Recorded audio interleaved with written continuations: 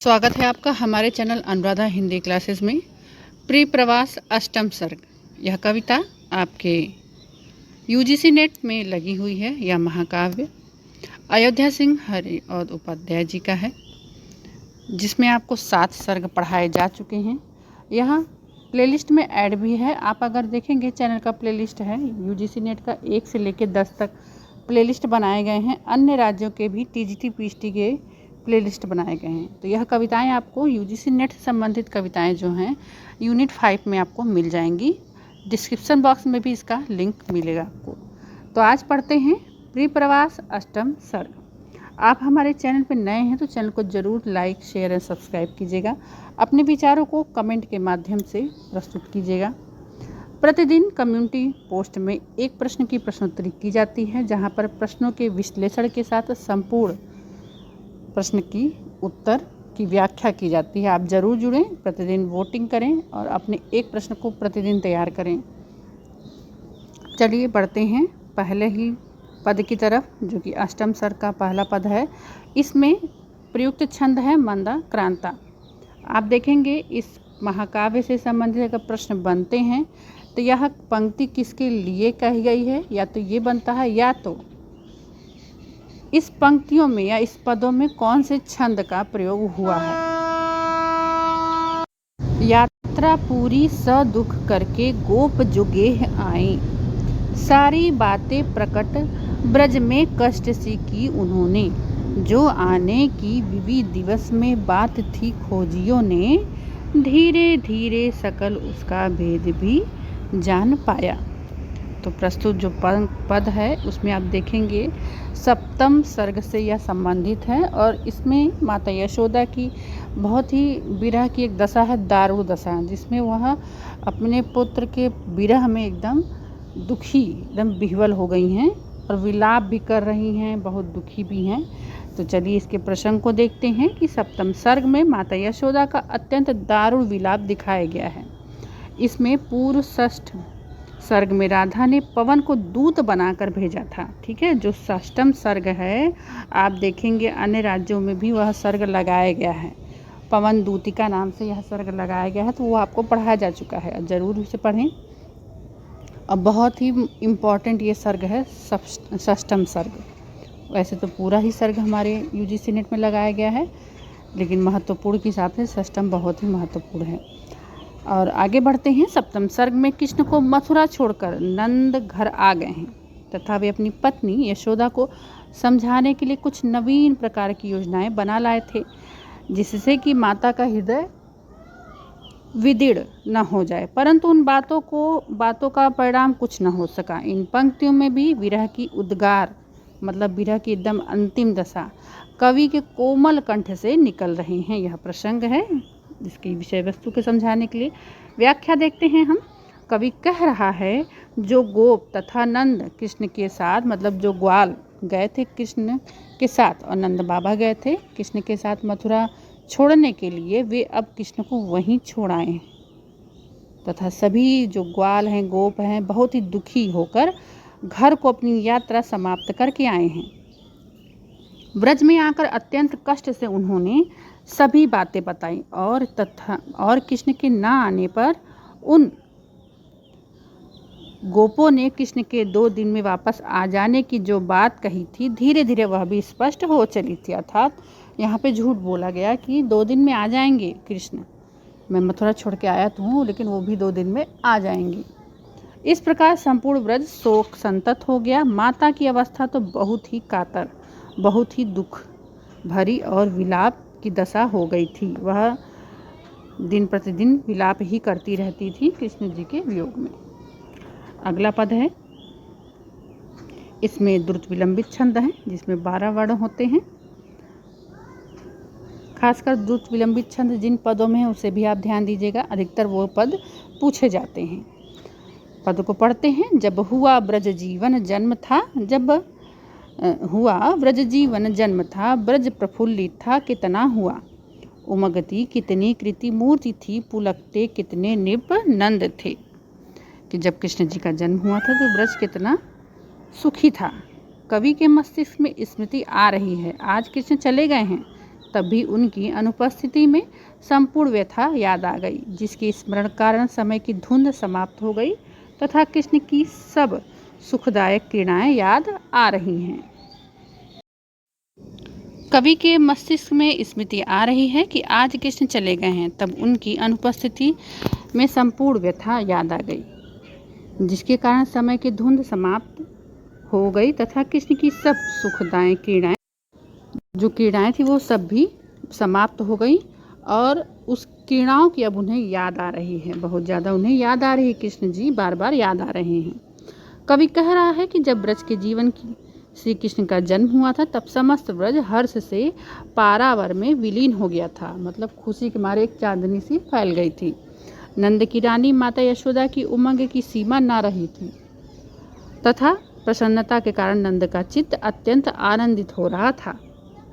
इस प्रकार से इस पद की व्याख्या कंप्लीट हो गई है। आगे बढ़ते हैं अगले पद की तरफ। ध्वनित भूषण की मधुमानता अति अलौकिक कलतान की मधुर वादन वाद समूह का हृदय के कितना अनुकूल था। जो कृष्ण की बांसुरी थी वह हृदय को बहुत अनुकूल कर रही थी। कवि कह रहा है कृष्ण के जन्म के उत्सव के समय अनेक प्रकार की खुशियाँ छाई हुई थी। विभिन्न प्रकार की ध्वनियाँ की अत्यंत मधुरता ने कितनी अलौकिकता से भरी हुई थी। सर्वत्र मतलब सभी जगह आनंद बिखर जाता था। वाद्य यंत्रों का भी वादन हृदय को अत्यधिक प्रिय लगता था।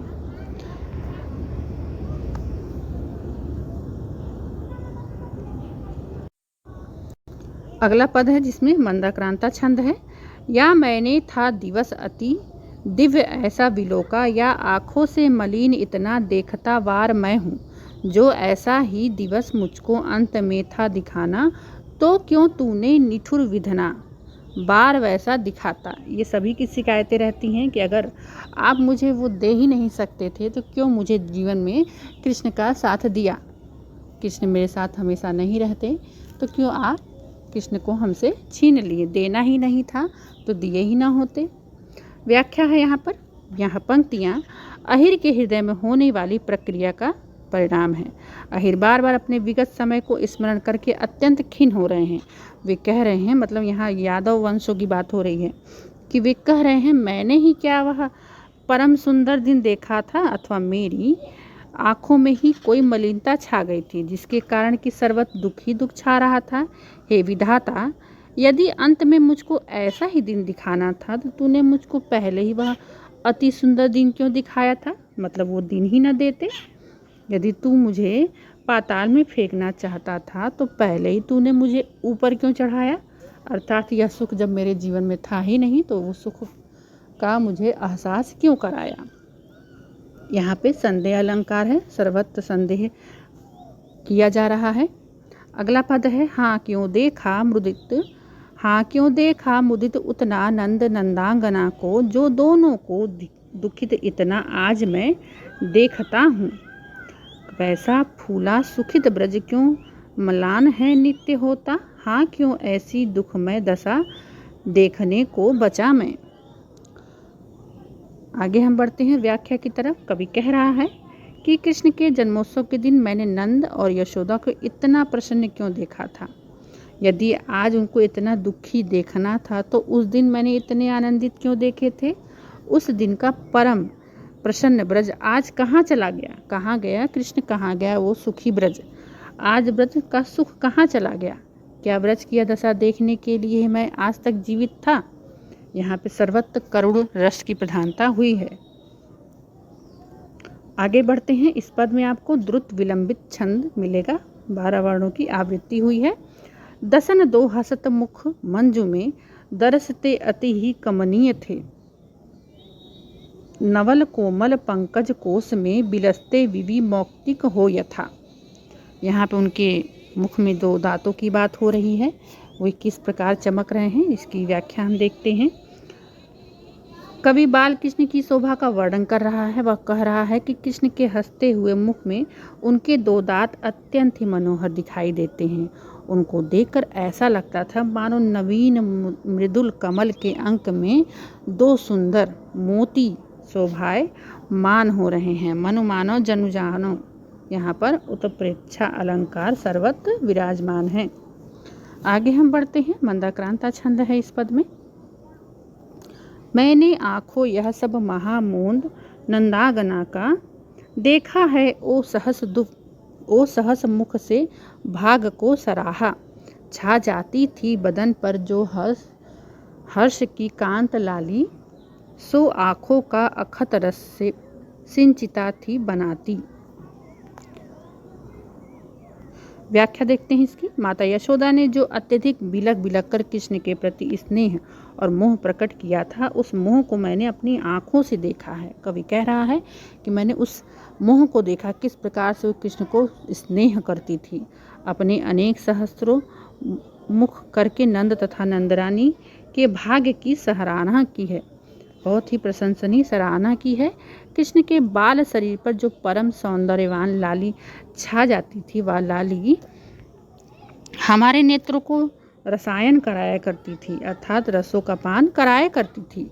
हमारे नेत्रों को अत्यधिक आनंद मिलता था यह सब देखकर, यशोदा के प्रेम को देखकर। अगला पद है। हाँ, मैं ऐसी प्रमुद प्रतिमा मोद आंदोलिता को, जो पाती हूँ मलिन वंदना शोक में मज्जिता सी। तो है मेरा हृदय मलता, वारी है नेत्र लाता, दावा सी है दहक उठती गात रोमावली में। इस पद की व्याख्या देखते हैं। कवि कह रहा है कि ग्वालिन अत्यधिक विलाप कर रही हैं। जो ग्वालिन थी, सब ग्वाल बाल और ग्वालिन थे, सब विलाप कर रहे हैं, सब रो रहे हैं कृष्ण के विरह में, और कह रही हैं कि ऐसी प्रसन्न वदन महिला जो कि सदैव आनंद रहती थी, यशोदा माता, उसको अब अत्यंत मलिन अवस्था में शोक में निमग्न देखती हूँ। मतलब एक तरह से दुख की, आपको देखेंगे विरह की कुल 10 अवस्थाएं होती हैं, और 10 की 10 अवस्थाएं माता यशोदा में सर्वत्र विराजमान रहती हैं। आप ये भी एक प्रश्न है कि विरह की कुल कितनी अवस्थाएं होती हैं, तो विरह की कुल 10 अवस्थाएं होती हैं। और अगर पूछ ले कि विप्रलम्भ श्रृंगार के कितने रूप या तत्व होते हैं, भेद होते हैं, तो ये कुल 4 होते हैं। तो यहाँ पर हम देखेंगे, आगे बढ़ते हैं। जब उसका अत्यंत मलिन अवस्था में शोक में निमग्न देखती हूँ, तो मेरे हृदय में अनेक प्रहार एक साथ हो जाते हैं तथा नेत्रों में जल उमड़ आता है।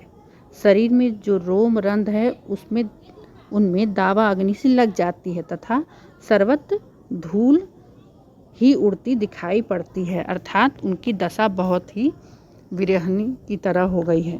तो इस प्रकार से यह आपका अष्टम सर्ग, जो कि यशोदा के दुख को कवि किस प्रकार से वर्णित कर रहा है, सर्वत्र विराजमान दिखाई देता है। आगे हम अगले वीडियो में 9वें सर्ग को पढ़ेंगे। इस प्रकार से 17वें सर्ग को कंप्लीट करके अगली कविता का भी पाठ करेंगे। बहुत बहुत धन्यवाद।